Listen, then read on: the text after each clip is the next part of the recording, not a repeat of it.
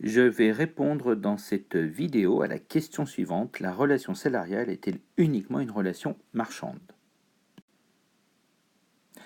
Alors, si je devais répondre en un mot, c'est facile, je dirais non. Et si je dois répondre en une phrase à cette même question, je répondrais: la relation salariale n'est pas qu'une relation marchande, car elle est aussi déterminée par des facteurs sociaux, juridiques et politiques. Pour le démontrer, je vais présenter comment fonctionne une relation salariale aujourd'hui. Alors, la relation salariale met en relation donc deux acteurs. D'un côté, l'employeur, on va dire qu'ici c'est une femme, et de l'autre côté un salarié, c'est-à-dire un homme. Cette relation salariale est encadrée, et c'est important de le dire, par ce qu'on appelle un contrat de travail.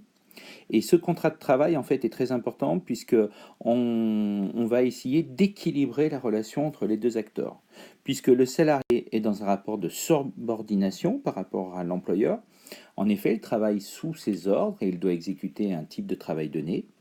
Mais en contrepartie de ce rapport de subordination, il va bien sûr toucher donc un salaire, mais il va aussi bénéficier d'un ensemble de droits. Et ça, c'est très important à préciser, hein. Dans le contrat de travail, on va trouver tout un encadrement juridique sur lequel je vais insister par la suite. Mais d'ores et déjà, on peut dire que ce rapport de subordination doit obéir à certaines règles, c'est-à-dire que le salarié est sous le commandement de son employeur, mais la mission qu'il doit réaliser est relativement bien définie grâce au contrat de travail. Donc la relation salariale, on peut dire que c'est une relation encadrée de façon globale par des facteurs juridiques, sociaux et politiques. Alors, nous allons voir maintenant que les droits du salarié et son salaire, c'est-à-dire le montant de ce dernier, dépendent de plusieurs facteurs. Alors, le contrat de travail, en fait, va mobiliser, je dirais, différents composants, différents acteurs. On va avoir d'un côté le rôle du droit du travail. On va également avoir donc le rôle des partenaires sociaux, à savoir les syndicats. Et on a également le rôle de l'État, hein. L'État joue aussi un rôle, finalement, dans certains éléments qui fondent le contrat de travail. Alors, on va reprendre chacun de ces points et on commence donc par le premier, le rôle du droit du travail dans la relation salariale. Alors, très important, c'est quoi le droit du travail? En fait, c'est un code, hein, on parle de code du travail, qui va comporter tout un ensemble d'articles et qui a pour but de fournir une protection juridique pour tous les salariés, quelle que soit la profession qu'ils exercent.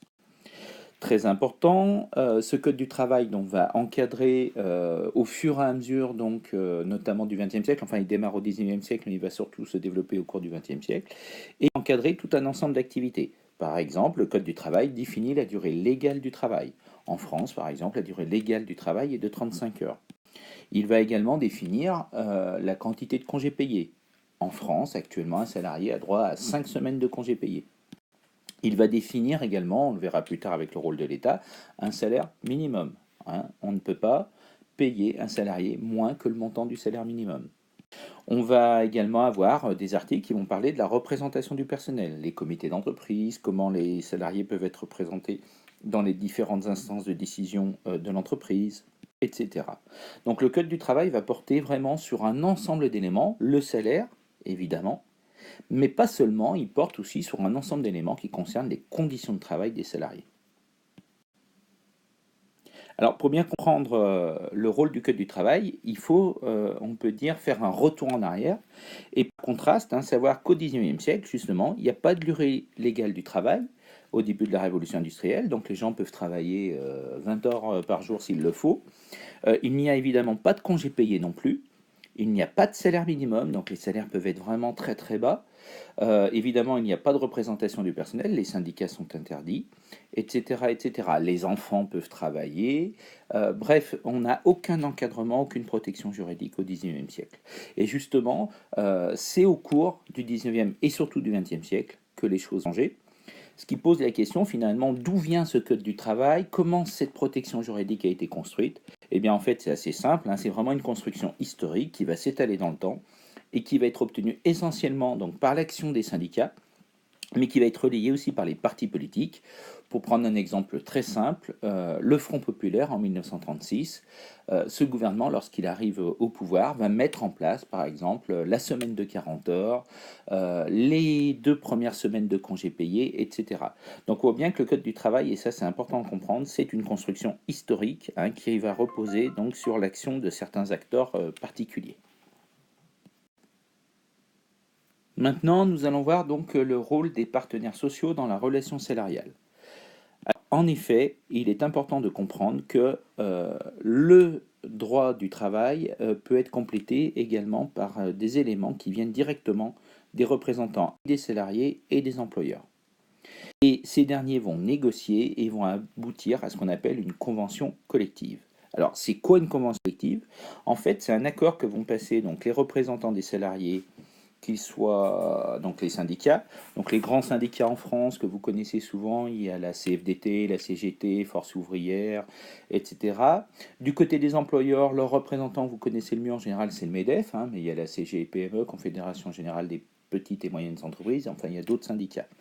Et en fait, qu'est-ce qui se passe? C'est que à l'intérieur en fait d'une branche professionnelle, je vais prendre l'exemple de l'hôtellerie, donc on va avoir des représentants des salariés qui vont négocier avec les représentants des employeurs un certain nombre d'aménagements, dans la mesure où le Code du travail est très général, il s'adresse vraiment à toutes les branches d'activité, mais il se peut que dans un secteur donné, on ait besoin d'un aménagement particulier. Par exemple, si on prend dans l'hôtellerie, c'est typiquement une activité qui a lieu 24 heures sur 24. On a besoin d'avoir des salariés, par exemple, de nuit, qui travaillent de nuit. C'est également une activité qui a lieu tous les jours, sans exception. Donc, on va avoir des aménagements particuliers dans ce cas-là.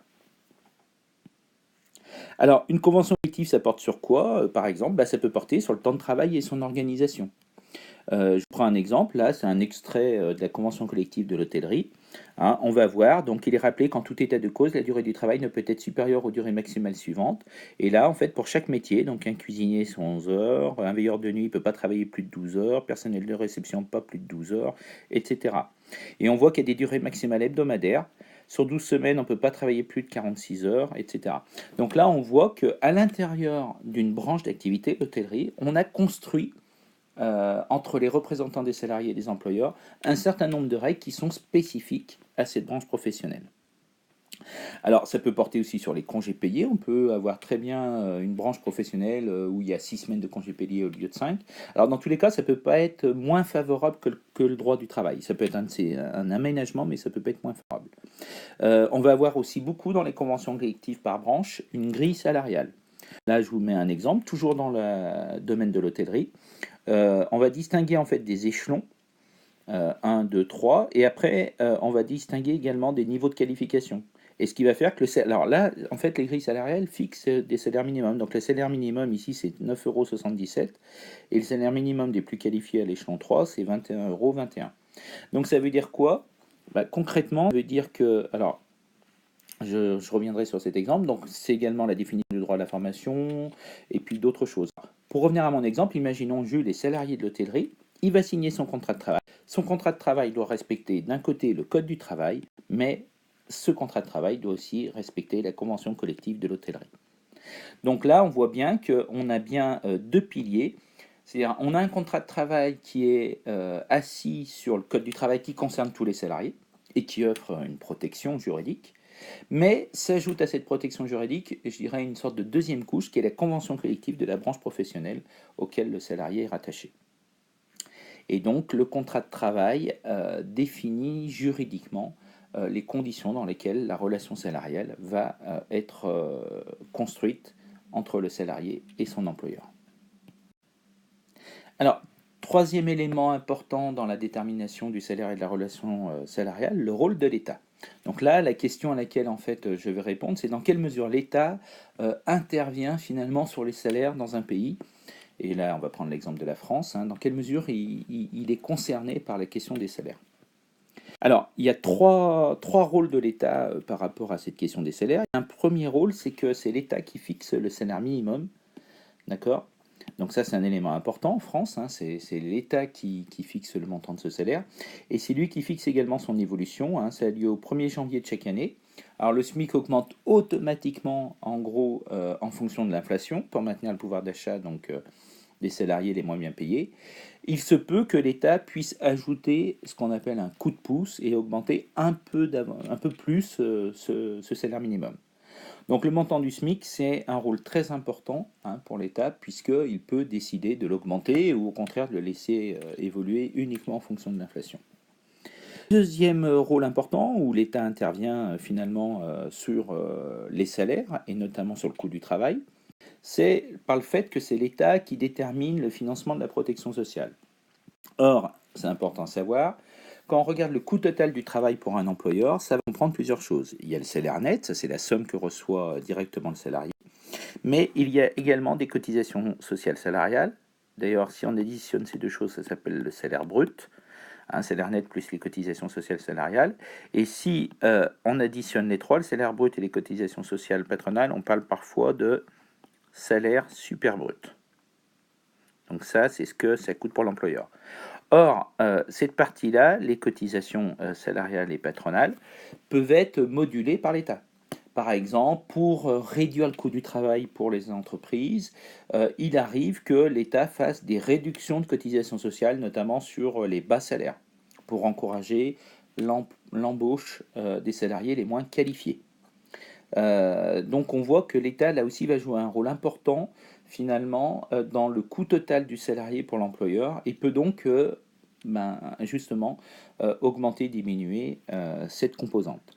Alors, il peut aussi passer de cotisation à un impôt avec la CSG. Il y a une partie de la protection sociale qui est financée par un impôt qui s'appelle la CSG, contribution sociale généralisée, qui porte sur tous les revenus, c'est-à-dire pas que les revenus du travail, mais également les revenus du capital.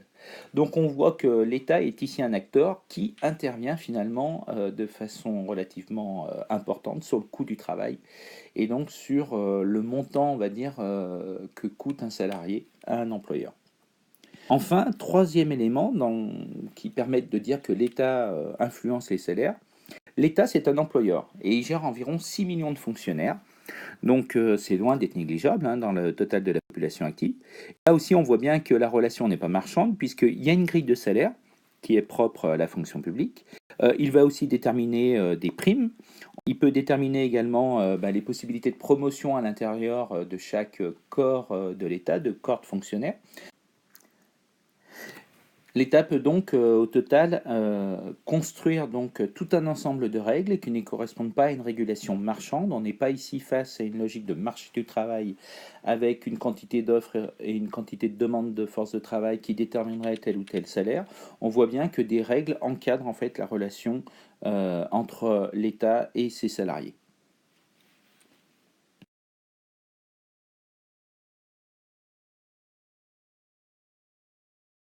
Voilà, donc on a fait le tour à peu près complet de la question. Donc maintenant, je vais faire le bilan. Au final, qu'est-ce qu'on peut dire? On peut dire que la relation salariale est encadrée. Elle est encadrée par quoi? Par le contrat du travail, mais elle est également encadrée par l'État et les politiques publiques qu'il va mener. Elle est également encadrée donc par le droit du travail et enfin par le rôle des partenaires sociaux. Donc la relation salariale ne peut surtout pas être réduite à une relation marchande, puisqu'on a tous ces facteurs qui interviennent et donc modifient en partie et la relation salariale et les montants de salaire.